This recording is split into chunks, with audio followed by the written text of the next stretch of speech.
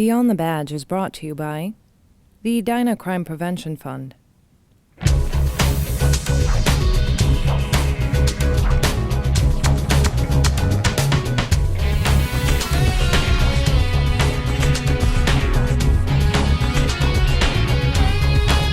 Welcome to Beyond the Badge, a program about the inner workings of the Edina Police and Fire Departments. Thanks for joining us. I'm Officer Brian Hubbard. Just as daylight savings time ends in November, the Change Your Clock, Change Your Battery campaign begins. The campaign encourages the public to change the batteries in smoke and carbon monoxide alarms when setting clocks back an hour. By associating this basic maintenance with an annual event like daylight savings, the campaign aims to make it a routine household habit. What we've discovered is that out of 2/3 of the fire deaths in homes, it was because one of the contributing factors was because they did not have a functioning smoke alarm in their home. Now, a majority of those folks do have smoke alarms, however, because the batteries are either dead or they've been pulled or they're missing, they don't function when we need them. Not only should residents change alarm batteries annually or as soon as the alarm chirps, but the Edina Fire Department also suggests the following. Test smoke and CO alarms monthly. Install smoke alarms inside every bedroom, outside each sleeping area, and on every level of the house. Replace smoke alarms every 10 years and CO alarms every 5. Prepare and practice an emergency escape plan. Working smoke alarms cut the risk of dying in home fires in half. Unfortunately, though, the National Fire Protection Association reported that from 2005 to 2009, almost 75% of smoke alarms had missing or dead batteries when alarms were present during reported house fires. It's been an unseasonably warm autumn, but the mild weather will eventually give way to colder temperatures and snow. As the snow accumulates, city streets get trickier to navigate. To help snowplow drivers do their jobs quickly and effectively, seasonal parking restrictions are now in place. According to local law, from November 1st to March 31st, no person shall park on any street, highway, or alley from 1 to 6 a.m. Additionally, no person shall park or leave any vehicle on any street or alley in the city after a snowfall of at least 1.5 inches in depth until after the snow on the street has been removed or plowed to the curb line. Well, I can plow down the street without having to stop or turn around a car, worry about hitting a car. If cars are parked across the street from each other, sometimes I can't get through at all and I got to back up and that part of the street doesn't get plowed. What's going to happen is we're going to have to come back and plow that spot, otherwise it's a hazard in the road once they move their car that somebody could hit. Vehicles found in violation of these parking restrictions may be ticketed or towed. Because of the dark colors of police officers' uniforms, the ballistic body armor worn by officers, and the multiple layers worn, an officer can overheat during something as standard as a traffic stop in the summer. And because officers get in and out of vehicles, often in the winter, they can easily get chilled. The Edina Police Department responded to this concern by fitting a very unique device into every squad car. Let's join Fire Captain Ryan Quinn and Police Sergeant Tim Olson to see how the VestCooler is used. We're here today in the police garage with Sergeant Tim Olson. How are you doing today, Tim? I'm good, Ryan. How are you? Doing well, thank you. Great. Today we would like to talk about the VestCooler, new piece of equipment for the city of Edina. Yes, we just had our squads outfitted with them. Sounds great. Let's go take a look at this piece of equipment in the car. Let's do it. All right.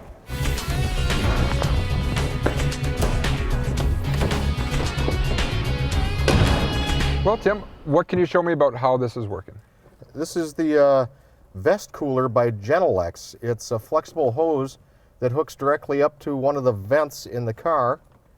The hose blows the cool air through the J-hook, and the J-hook sets down inside between our ballistic armor and our body and pumps the cool air in. It's a very simple solution to a big problem that's overheating out in the field. How many layers on a typical hot summer day do you still have to wear? Well, we've got our outer shirt, our ballistic armor, and our t-shirt. That's typically what we wear. And given the dark color, which absorbs heat, on hot summer days, this uniform is very uncomfortable. That can add up in a hurry, and especially if you need to be active outside running, chasing, helping out on accidents or medicals, you generate a lot of body heat. That's correct, and on these hot, humid days, we get a stretch of them in the summer, The officer gets out, and within minutes, that officer is perspiring on the inside, and there's no way for that heat. It's basically trapped in there. And even in the cold, you're outside writing accident reports, a lot of stuff happening outside. You don't want to wear bulky winter jackets as much as you need to. How can this? Yeah, it does have a dual function. In the summer, it's great to cool you down. In the winter, it'll warm you up. It also comes with this extender. Some officers are using these, and it just allows the hot and cold air to get down inside even further.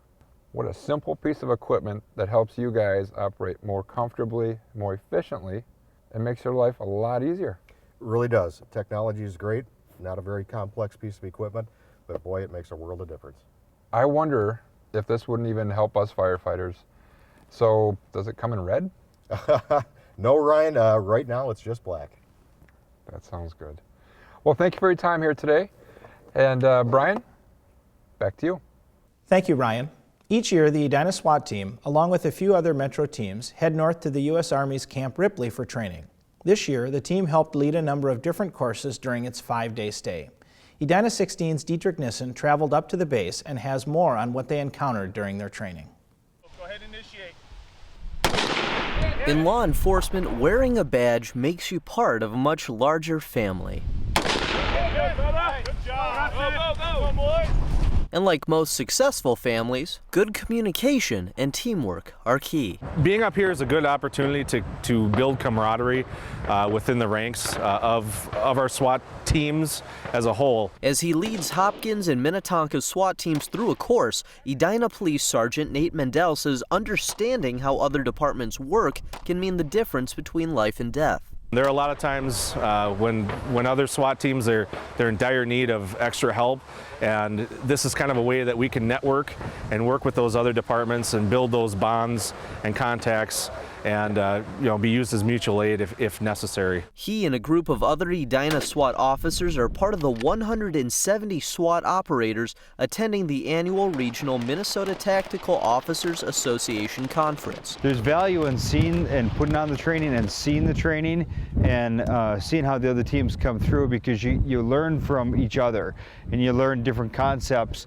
So whether it's a sheriff's office or whether it's a city or a rural area or an urban area, we all have something to learn from each other. Most of which is essential knowledge. There's two things we look for when we talk about tourniquets. One, do you have a pulse? From learning life-saving skills such as how to create a tourniquet and stop bleeding, I want that coagulation, I want that pressure. to more lethal skills such as sniping and shooting while on the move.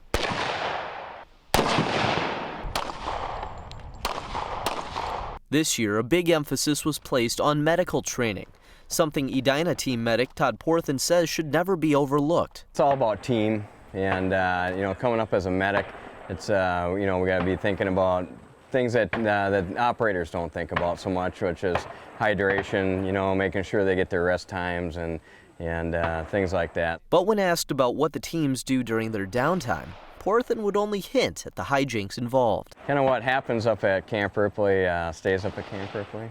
In Little Falls, Minnesota, Dietrich Nissen, Edina 16. 6 of those meetings are with SWAT teams from Eden Prairie, Minnetonka, Hopkins, and St. Louis Park.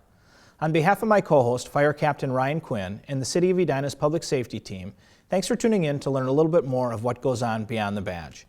Until next time, stay safe.